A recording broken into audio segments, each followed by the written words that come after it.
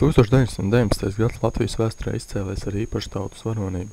Tas bija laiks, kad Latvijas zeme bija uz iznīcības robežas, laiks, kad pašu latviešu ticības spēks un cerība draudēja panīkt pavisam.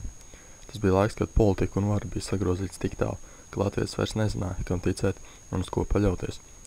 To nezināja arī no Krievzemes mājās pārnākšie strēlnieki, starp kuriem bija arī Aleksandra Grīna romāna Dvēseļputenis 3 varoņi – Artūrs, Miķelsons un Konrāds, kurus vieno stiprākās draudzības saites, kāds vien vienot ticību un sapni, līdz ar vienotām kara gaitām spējusi veidot.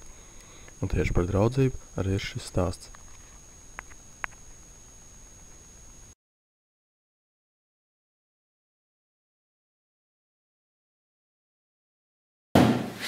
Tā.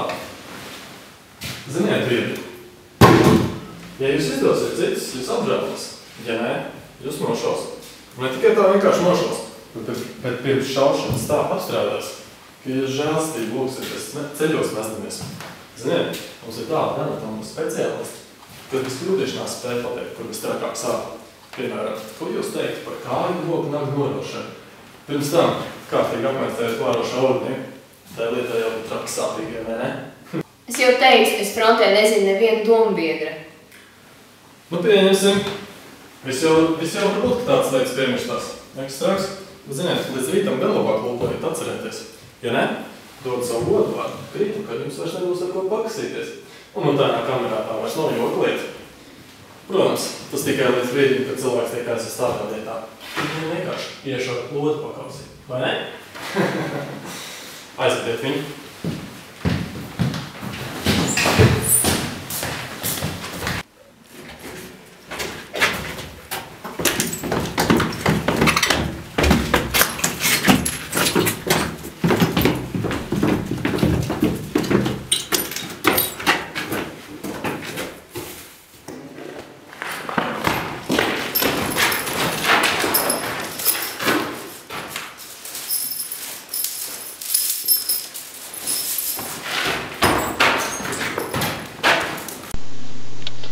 Un atkal esmu viens.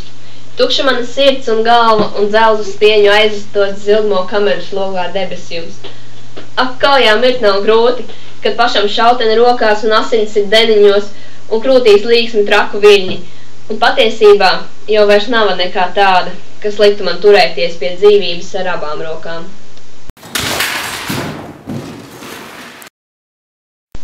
Tie sāp, rīt sāpēs daudz vairāk, kad pie matīs kapiem man nāks no lodes gals.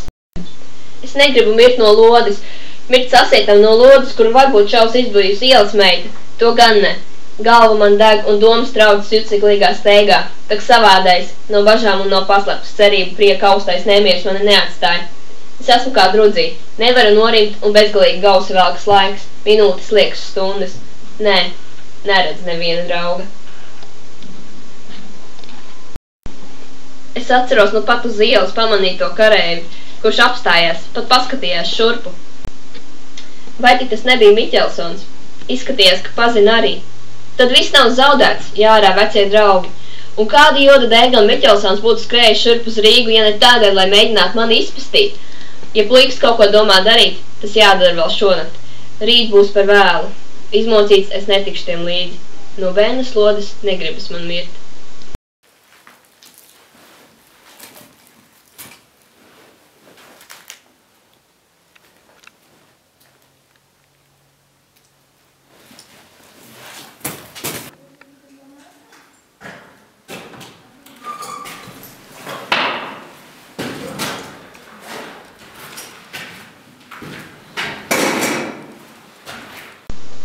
Jā, Saiks paskatījies apkārt, it kā nojausdams manas nemierpilnās, nezināmās gaidas.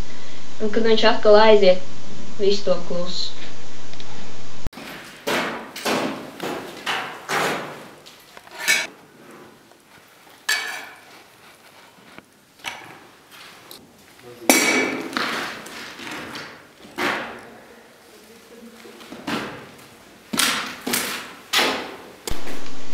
Kaut viņi nāktu ātrāk, kaut viņi nāktu šonakt. Kaut sadabūt vēl tikai 3 vai 4 tādus pašus vīrus kā tie paši. Rīt būs par vēlu, ar to atnāks priekš manas mokas, un tā pakaļ lēni, kā odze aplīdīs manas nomiršanas laiks.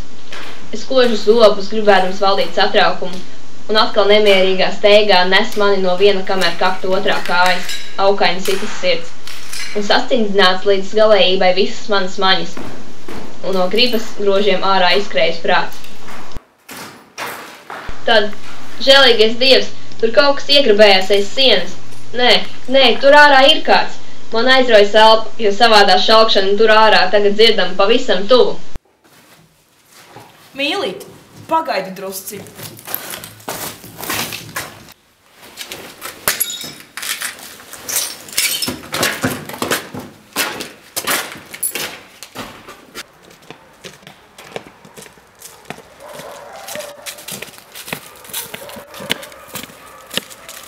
Darīts? Sarga neko nemanīja? Manī gan. Nu un? Palika tur aiz stūra. Reko savāc no viņa, Artūram noderēs.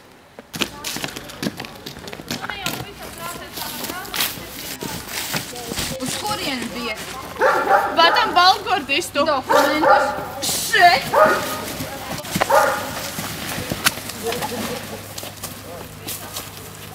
Evo, fiks projām!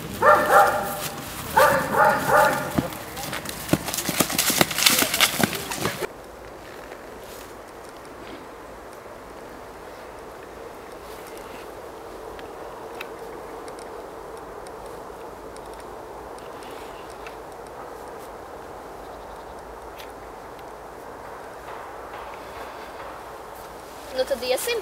Līdz tumsai mums vajadzētu tikt labi tālu prom no Rīgas. Un tad dzīvo vesels Artūr. Kā? Vai tu mums nenāksi līdzi? Uz kurieni? Uz Ziemeļvidzemi. Tur nav vācieši, tikai igauņi un latvieši. Cīnīties par savu valsti. Es nē. Pēc tad. Viņdien pats sacīja, ja toreiz būtu uzradies kāds gudrais, kas kaujās pagurošiem strelniekiem, būtu teicis, puikas, latviešu zeme, lai ir latviešu valsts, tad puikām būtu jauns karošanas spars, vai ne? Tu tak tā teici. Teicu gan, bet iepriekš mums viss tas nāk par vēlu, un pēdējais es negribu būt. Kā tā? Kas par vēlu un kas par pēdējiem? Ja neesmu bijis pie tās lietas klāt no paša gala, tad negribu būt pēdējais. Nevaru, nespēju, negribu. Bet, Miķelson, par savu zemi nekad nav par vēlu karājiet. To es jau tiku darījis pirms 3 gadi. Tad sāksim tagad karot par pašu tautas valsti. Pastat, tu vēl nesen teici, ka tas esot gandrīz viens un tas pats. Nē, priekš mums jau par vēlu. Miķelson, tu aizies bojā, kad sarkanajiem vajadzēs bēgt prom no Latvijas. Nu, aiziešu, kas par to?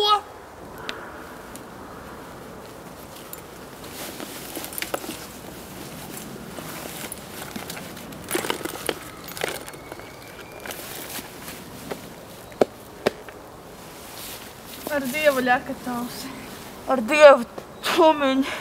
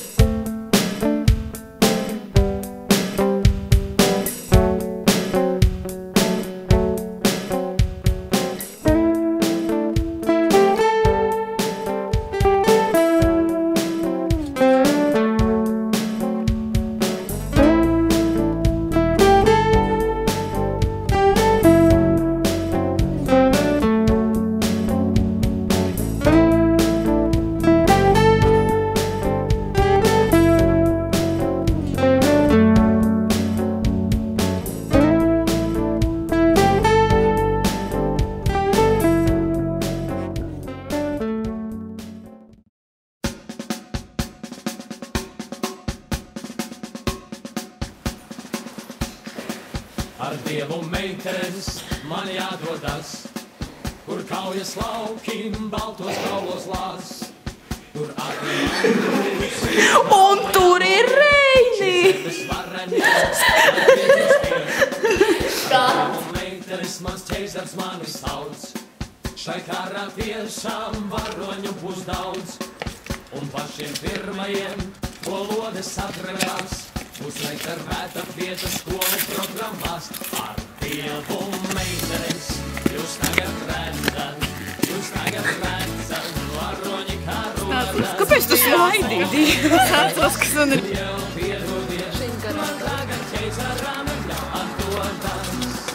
Man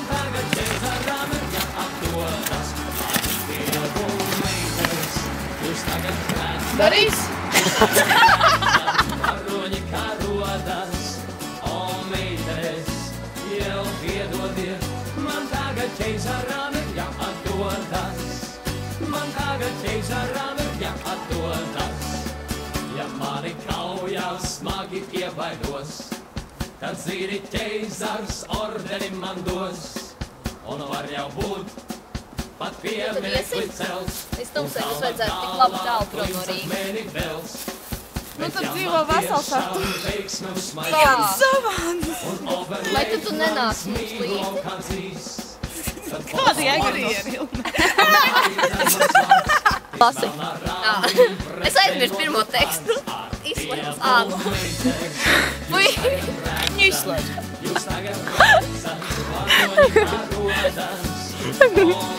Nē, zini kā? Nevajag. Šito dzēs ārā, dzirdi? Es no sākuma nolasīšu visu tekstu un tad viņi pagriezīsies. Teicu gan.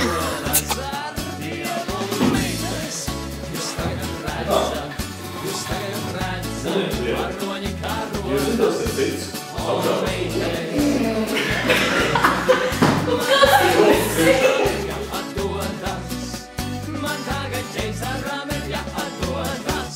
Liekas, mums pietrūks žesti, jums neliekas?